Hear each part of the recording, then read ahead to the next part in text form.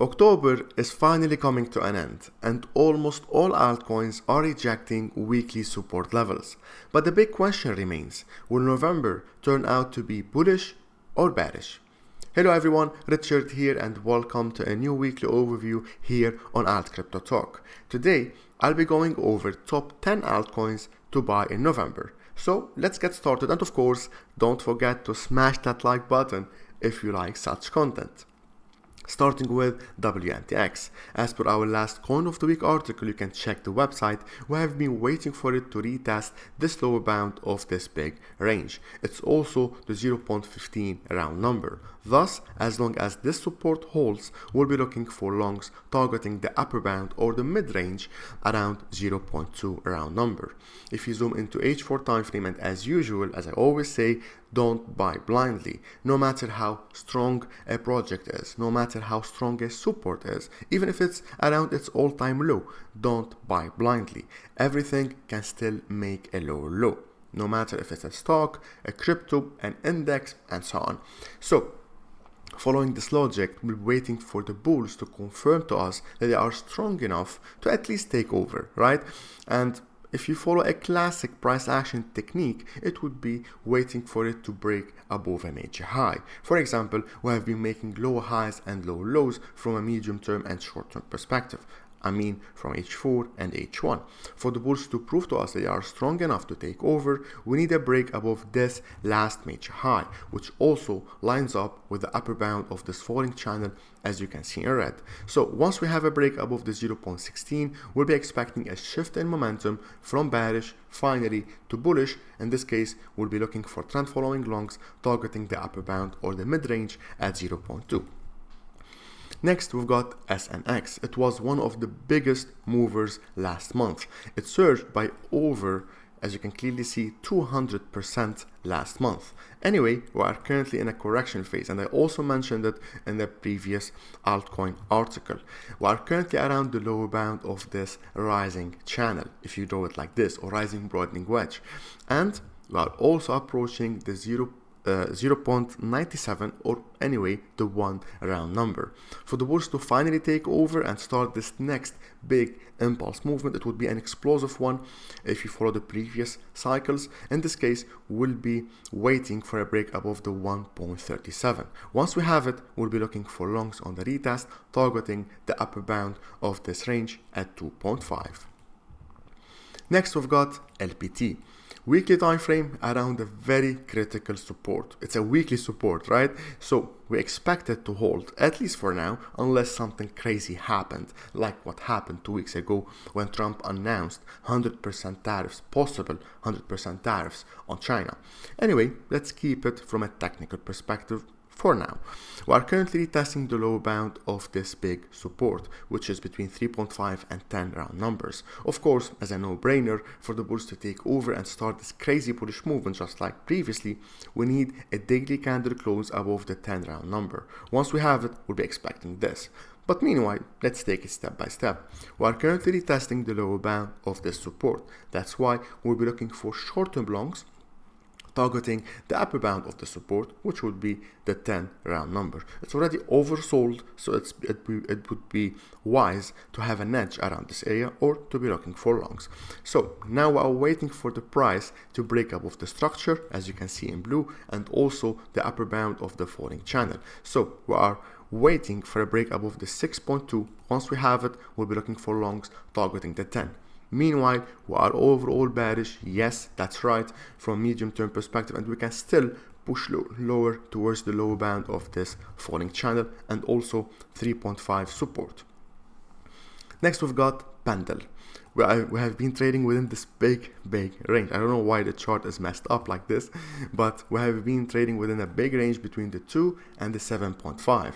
And we lately, after forming this big wick, we've rejected the 2 round number and we have been surging since then. Daily time frame, we have been overall bearish, as you see from a technical perspective, making lower highs and lower lows. This area was an oversold zone.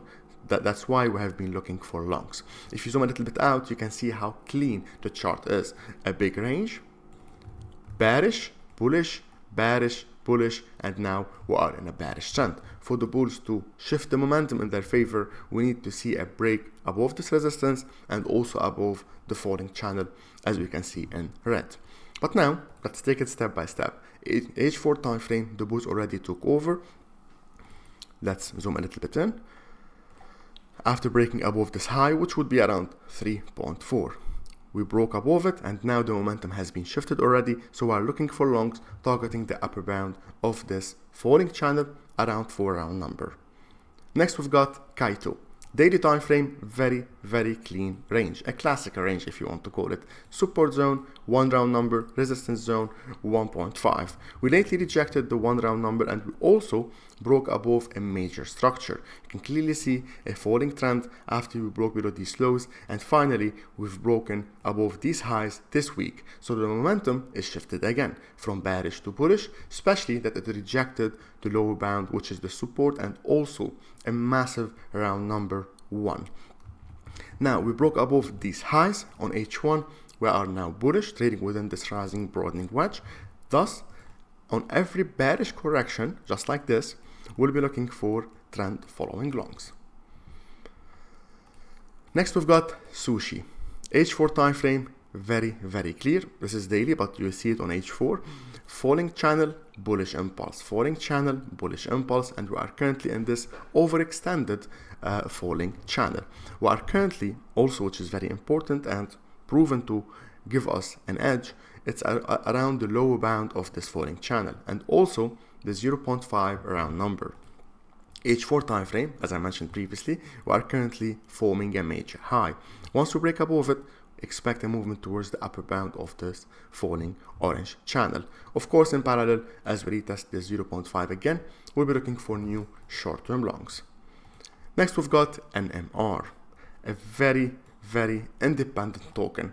When everything is going down, it goes up, and vice versa. It's not like if you want to correlate it with the overall market, at least for the past couple of months.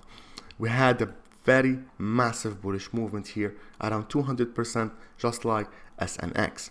Anyway, after this big impulse movement, we've rejected the 25 round number, and we have been in a bearish correction since then. For the bulls to take over again and start this next impulse movement, for us to have a first target at 22.5, we need a break above this previous major high, which is also the upper bound of this channel. Once we have a break above it, above 15, we'll be expecting this movement.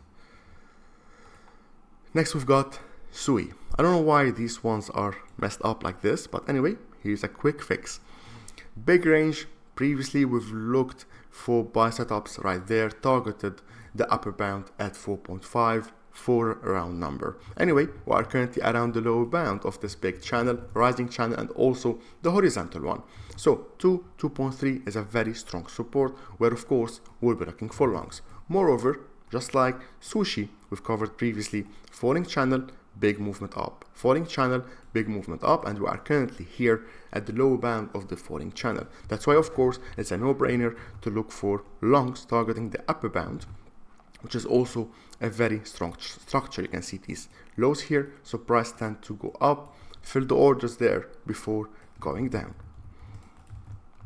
H4 time frame, just like Sushi, we've got this previous major high. If you break above it, look for this, or if you retest the lower bound of this big range around 2.3, we'll be looking for short-term longs targeting the upper bound of the range. Zero, support zone, big one, resistance zone, a big one as well, between 1.5, 2, and 3.3. We are currently around the lower band, and you can clearly see how clean this one was. Support pushed higher, resistance, support pushed higher, multiple resistance zones right there, and we are currently where? Around the support. As long as the 1.5 holds, we'll be looking for longs. For bulls to take over, we need to see a break above the 2 or even 1.88. In this case, we'll be expecting a movement towards this resistance, which was formed previously or lately around 2.5, 2.6. And of course, just like the previous altcoins, if we retest the lower bound, we'll be looking for longs. Last but not least, which is moving currently, virtual. On daily time frame, we've got a big impulse followed by a big correction, and we are currently at least from my side, expecting this big impulse towards the 4 or even 5 round number. But you know what? As I always say, let's take it step by step. We previously rejected the 0.5 from this big wick, and we have been pushing higher since then. Currently, you are retesting a very strong structure at 1.5, 1.6. Once we break above it by a big daily momentum candle close above this area, we'll be expecting this movement to start at least towards the 2.5 as the first target and 4, 5 as the second target. But for now, we are currently more bearish than bullish. Of course, we are bullish, but I mean for the future, we are expecting this correction before the bulls take over. If this correction happens, it would be a massive area to be looking for longs around the 1 round number. We've broken above a major high on the H4 time frame, made this big impulse. Of course, nothing goes straight up, right? Expecting a correction, and as we approach this previous structure here and the 1 round number, this big area, we'll be looking for trend following longs, targeting as a first target, short-term target 1.5, and then after we break above the 1.6, 1.7 daily time frame, as I mentioned previously, we'll be expecting a bigger pump towards the 2.5.